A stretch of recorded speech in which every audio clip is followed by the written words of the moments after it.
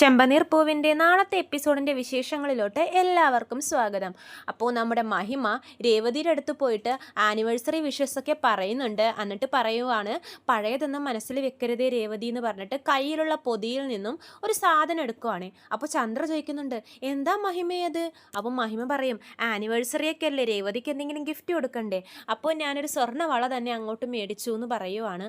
അപ്പോൾ തന്നെ നമ്മുടെ ചന്ദ്രയുടെ കണ്ണൊക്കെ തള്ളുവേ സ്വർണ്ണവള എന്ന് കേൾക്കുമ്പോഴേക്കും. അപ്പോൾ ചന്ദ്ര പറയുവാണ്, നിങ്ങൾക്ക് വലിയ മനസ്സാണ്, സ്വന്തം മോളുടെ ആനിവേഴ്സറി ആയിട്ട് കയ്യും വീശിയാണ് ചിലവർ വന്നിരിക്കുന്നത്, പക്ഷേ നിങ്ങൾ വേറൊരാളുടെ മോൾക്ക് ഇത്രയും വിലപിടിപ്പുള്ള സമ്മാനമൊക്കെ കൊടുക്കുന്നു, നല്ല മനസ്സ്, വലിയ മനസ്സെന്ന് പറഞ്ഞ് ചന്ദ്ര മഹിമയെ പുകഴ്ത്തുവാണേ.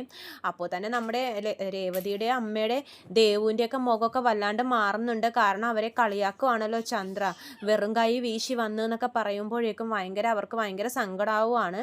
മഹിമ രേവതിയോട് പറയും, രേവതി ആ കൈയൊന്ന് കാണിച്ചെന്ന് പറഞ്ഞിട്ട് ആ വള ഇട്ട് കൊടുക്കാൻ വേണ്ടി പോകുമ്പോഴേക്കും രേവതി പറയുവേ, അമ്മ ആ വള ഒന്ന് തന്നേന്ന് പറഞ്ഞിട്ട് മഹിമയുടെ കയ്യിൽ നിന്ന് ആ വള നോക്കുവാണ്. രേവതി മേടിച്ചിട്ട് ഇങ്ങനെ നോക്കിക്കൊണ്ടിരിക്കും. അപ്പോൾ നമ്മുടെ ശ്രുതിയോട് പറയുവാണേ, നമ്മുടെ ആനിവേഴ്സറിക്കും അപ്പോൾ മഹിമാൻ്റെ ഇതുപോലെ സ്വർണ്ണങ്ങൾ നമുക്ക് കൊണ്ട് തരുമായിരിക്കുമല്ലേ എന്ന് പറയുമ്പോഴേക്കും ശ്രുതി പറയുന്നുണ്ട്, ശ്രുതി വേണമെങ്കിൽ പോയി ചോദിച്ചു നോക്ക്, അപ്പം അറിയാൻ പറ്റുമല്ലോ എന്ന് പറഞ്ഞിട്ട് ശ്രുതിയുടെ വായ അടപ്പിക്കുവേ ശ്രുതി. അപ്പോഴേക്കും നമ്മുടെ മഹിമ രേവതിയോട് പറയുന്നുണ്ട്, എന്താ രേവതി ഇങ്ങനെ വള തന്നെ നോക്കിക്കൊണ്ടിരിക്കുന്നത്, അത് കയ്യിലോട്ട് ഇടുക എന്ന് പറയുമ്പോഴേക്കും രേവതി ആ വളയും കൊണ്ട് വർഷയുടെ അടുത്തോട്ട് പോകുവാണേ. എന്നിട്ട് പറയും, വർഷയെ ആ കൈയൊന്ന് നീട്ടിക്കുകയെന്ന് പറയും. അപ്പോൾ വർഷ കൈ നീട്ടുന്നുണ്ടേ. രേവതി എന്നിട്ട് ആ വള വർഷയുടെ കയ്യിലോട്ട് ഇടാൻ പോവുകയാണ്. അപ്പോൾ തന്നെ വർഷ പറയും, രേവതി ചേച്ചി എന്താ ഈ കാണിക്കുന്നത്, ഇത് അമ്മ രേവതി ചേച്ചിക്ക് വേണ്ടി മേടിച്ചതല്ലേ.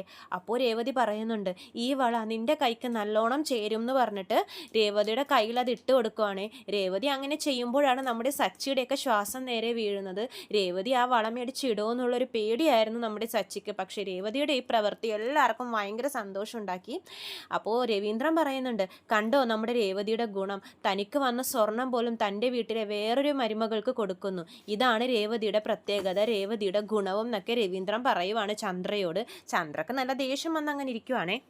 അപ്പോൾ മഹിമ രേവതിയോട് പറയുന്നുണ്ട്, രേവതി ഞാനത് രേവതിക്ക് വേണ്ടി മേടിച്ചതല്ലേ, രേവതി ഇടുന്ന് പറയുമ്പോഴേക്കും രേവതി പറയുന്നുണ്ട്, എനിക്ക് ഈ സ്വർണത്തിനോടൊന്നും പണ്ടേ താല്പര്യമില്ല, പിന്നെ ഈ വള എന്നെക്കാളും ചേരുന്നത് വർഷയ്ക്കാണ്, അതുകൊണ്ട് വർഷ ഇടട്ടെ എന്ന് പറയുവാണ്. അപ്പോൾ മഹിമ പറയുന്നുണ്ട്, എന്നാലും ഞാൻ ആനിവേഴ്സറി ആയിട്ട് ഗിഫ്റ്റ് തന്നതല്ലേ എന്ന് പറയുമ്പോഴേക്കും നമ്മുടെ സച്ചി പറയുവാണേ, നിങ്ങളല്ലേ പറഞ്ഞത് രേവതി മോളെ പോലെയാണെന്ന്, അപ്പോൾ പിന്നെ രേവതിയുടെ അനിയത്തിക്ക് കൊടുത്തു, ഇതങ്ങനെ കണ്ടാൽ മതി, തീർന്നില്ലേ പ്രശ്നം എന്ന് പറയുവാണ് സച്ചി. സച്ചിക്ക് എന്തായാലും രേവതി ആ ചെയ്തത് ഭയങ്കര ഇഷ്ടമായിട്ടോ. പക്ഷേ മഹിമക്ക് അതേസമയം ഭയങ്കര ഇൻസൾട്ടും ആയി, മഹിമ ഭയങ്കര അപമാനിതയായിട്ട് നിൽക്കുവാണ്. അങ്ങനെ അപ്പോൾ രവീന്ദ്രൻ പറയും, എല്ലാവരും വന്നില്ലേ, ഇനി നമുക്ക് കേക്ക് മുറിക്കാമെന്ന് പറയുവാണ്. മഹിമ അപ്പോഴത്തേക്കും അവരെയൊക്കെ അപമാനിക്കാനുള്ള അടുത്തടവെടുക്കുവാണ്. എന്നിട്ട് പറയും, എന്തൊരു ചൂടായി ഇവിടെ, നിങ്ങളൊക്കെ ഈ വീട്ടിൽ എങ്ങനെ താമസിക്കുന്നു ഈ ചൂട് കാലത്ത്, മനുഷ്യനെ നിൽക്കാൻ പോലും വയ്യാന്ന് പറയുവാണ് മഹിമ. അപ്പോൾ അച്ചമ്മ പറയുന്നുണ്ട്, അതെങ്ങനെയാ, ഉള്ള എല്ലാ മരങ്ങളും വെട്ടിക്കളയുമല്ലേ, അപ്പോൾ പിന്നെ വീട്ടിൽ ചൂടെടുക്കും, അപ്പോൾ നിങ്ങൾക്കൊരു AC മേടിച്ച് പിടിപ്പിച്ചൂടെ എന്ന് മഹിമ ചോദിക്കുമ്പോഴേക്കും ചന്ദ്ര പറയുന്നുണ്ട്, ആ മുറിയിലൊക്കെ AC ഉണ്ട്, അതല്ല ഈ ഹോളിൽ ഒരു സെൻട്രലൈസ്ഡ് AC പിടിപ്പിച്ചാൽ എല്ലായിടത്തും നമുക്ക് തണുപ്പ് കിട്ടത്തില്ലേന്ന് പറയുവാണേ നമ്മുടെ മഹിമ.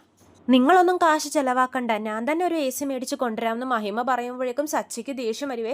സച്ചി ഇങ്ങനെ ചാടി വരും, എന്ത് നിങ്ങൾ AC മേടിച്ച് തരാമെന്നോ.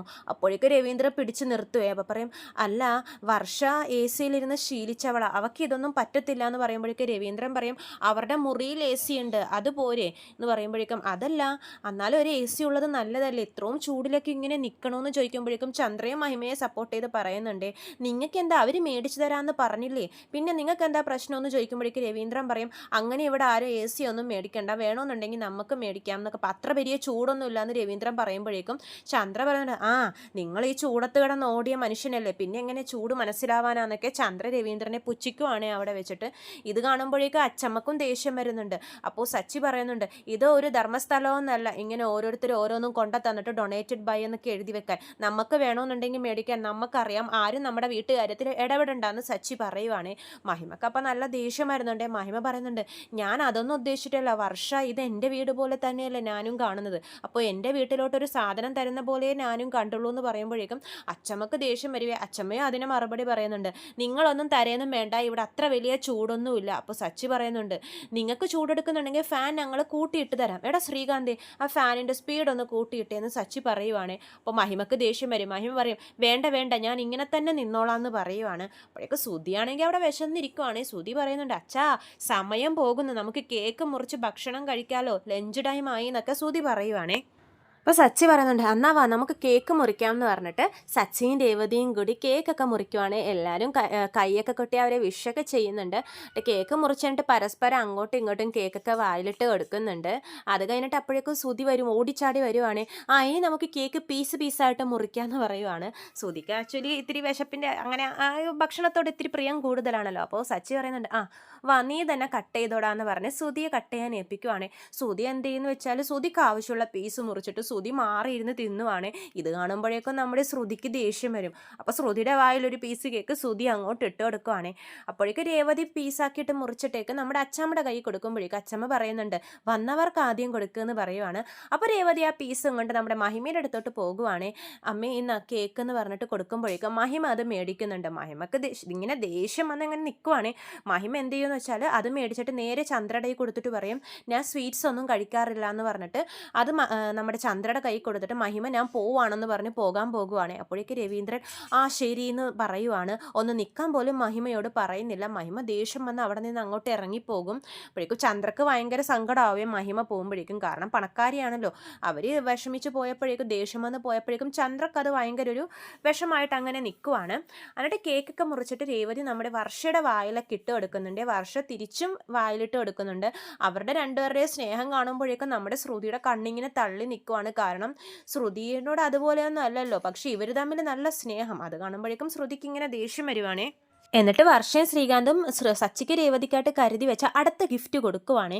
അപ്പോൾ ശ്രീകാന്ത് പറയുന്നുണ്ട്, വർഷ നീ വീഡിയോ എടുക്കുമെന്ന് പറയുവാണ് ഗിഫ്റ്റ് കൊടുക്കുന്നതിൻ്റെ. എന്നിട്ട് ഗിഫ്റ്റ് കൊടുക്കുമ്പോഴേക്കും സച്ചിയും രേവതിയും ഇതെന്താടാന്ന് ചോദിക്കുന്നുണ്ട്. അപ്പോൾ ശ്രീകാന്ത് പറയും, തുറന്ന് നോക്കുമെന്ന് പറയുവാണ്.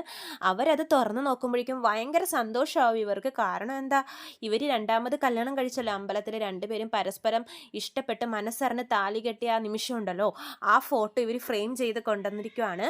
നമ്മുടെ സച്ചിക്കും രേവതിക്കും ഭയങ്കര സന്തോഷമാവുന്നുണ്ട്. അവരിത് എല്ലാവരെയും കാണിച്ചു കൊടുക്കുന്നുണ്ട്. അപ്പോൾ എല്ലാവർക്കും നമ്മുടെ രവീന്ദ്രനും അച്ചമ്മക്കൊക്കെ ഭയങ്കര സന്തോഷമാവുന്നുണ്ട് ഈ ഫോട്ടോ കാണുമ്പോൾ. എന്നിട്ട് ശ്രീകാന്തിനോട് താങ്ക്സ് ഒക്കെ പറയുന്നുണ്ട് സച്ചി.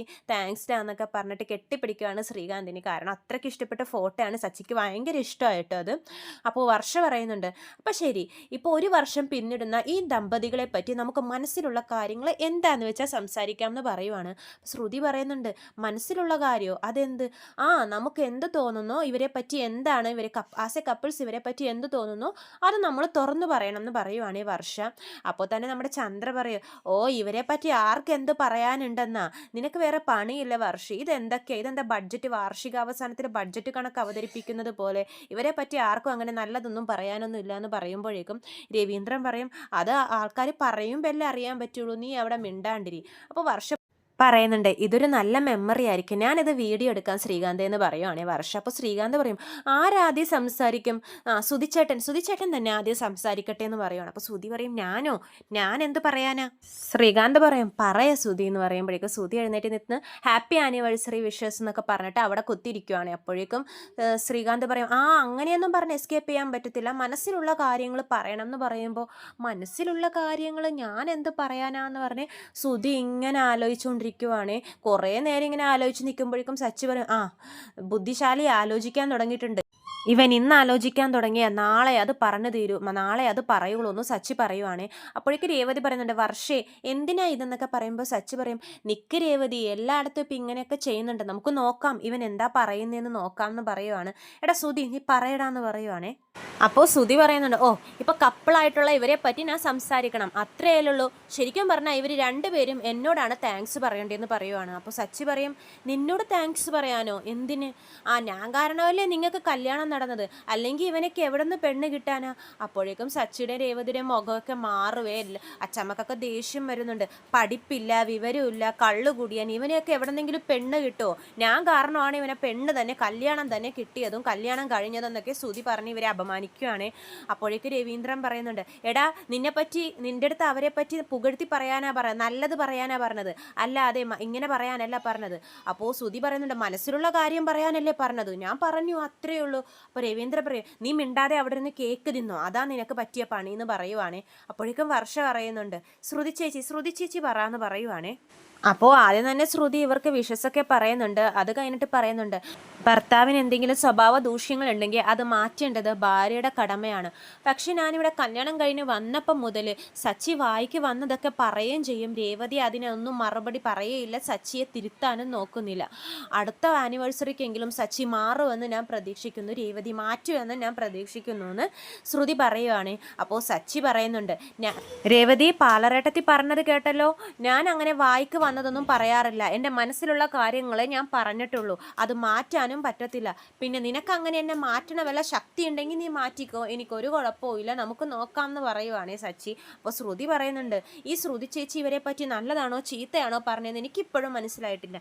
ശ്രീകാന്തി നീ പറ എന്ന് പറയുവാണ്. അപ്പോൾ ശ്രീകാന്തും ആദ്യം തന്നെ ഇവർക്ക് ആനിവേഴ്സറി വിഷസൊക്കെ പറയുന്നുണ്ട്. അതിന് ശേഷം പറയുന്നുണ്ട്, ഞാൻ ജനിച്ചപ്പോൾ തൊട്ട് കാണുന്ന സച്ചിയേട്ടനും ഇപ്പോൾ ഉള്ള സച്ചിയേട്ടനും തമ്മിൽ ഒരുപാട് മാറ്റങ്ങളുണ്ട്. സച്ചിയേട്ടൻ ഒരുപാട് മാറിയിട്ടുണ്ട്. അതിനുള്ള പ്രധാന കാരണം രേവതി ചേച്ചിയാണ്. ഒരുപാട് നല്ല മാറ്റങ്ങളാണ് ഞാൻ ഉദ്ദേശിച്ചത്. നമ്മുടെ ജീവിതത്തിൽ നല്ലൊരു പാർട്ട്ണറെയാണ് കിട്ടുന്നതെങ്കിൽ നമ്മുടെ ജീവിതം തന്നെ മാറും എന്നുള്ളത് കേട്ടിട്ടുണ്ട്. അതിനുള്ളൊരു ഉത്തമ ഉദാഹരണമാണ് രേവതി ചേച്ചിയും സച്ചിയേട്ടനും. എന്തായാലും ഇവർക്ക് എൻ്റെ എല്ലാവിധ അനുഗ്രഹങ്ങളും നല്ല മാറ്റങ്ങളാണ്. എനിക്ക് ഒരുപാട് ഇഷ്ടമായി. സച്ചിയേട്ടൻ്റെ ഭാഗ്യമാണ് രേവതി ചേച്ചി എന്നൊക്കെ ശ്രീകാന്ത് പറയുന്നുണ്ട് കേട്ടോ. അപ്പോഴേക്ക് സച്ചിക്ക് രേവതിക്ക് ഭയങ്കര സന്തോഷമാവുന്നുണ്ട്. ഇത്രയും കാണിച്ചുകൊണ്ടാണ് നാളത്തെ എപ്പിസോഡ് അവസാനിക്കുന്നത്. അപ്പോൾ ചെമ്പനീർ പോയിൻ്റെ കൂടുതൽ വിശേഷങ്ങൾ ഞാൻ എൻ്റെ ചാനലിലൂടെ അപ്ലോഡ് ചെയ്യുന്നതാണ്. ചാനൽ സബ്സ്ക്രൈബ് ചെയ്യാത്തവരുണ്ടെങ്കിൽ സബ്സ്ക്രൈബ് ചെയ്യണം. വീഡിയോ ഇഷ്ടമായെങ്കിൽ ലൈക്ക് ചെയ്യാനും മറക്കരുത്. എല്ലാവർക്കും നന്ദി.